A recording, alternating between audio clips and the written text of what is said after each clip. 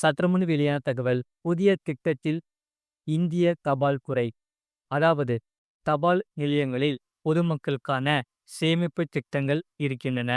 பொதுமக்களுக்கான பல சேவைகள் தபால் நிலையங்களில் இருக்கின்றது. அந்த வகையில் மத்திய தொலைத்தொடர்பு அமைச்சகம் சமீபத்தில் ஒரு முக்கியமான நடவடிக்கை எடுத்துள்ளது. நாடு முழுவதும் ஐடி 2.0 மேம்பட்ட அஞ்சல் தொழில்நுட்பத்தை அறிமுகப்படுத்தியது.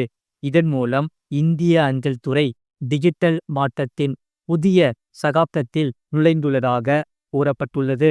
இதனால் இந்த வசதி முன்பதிவு முதல் டெலிவரி வரை முழுமையாக டிஜிட்டல் தீர்வையும் வழங்குகிறது.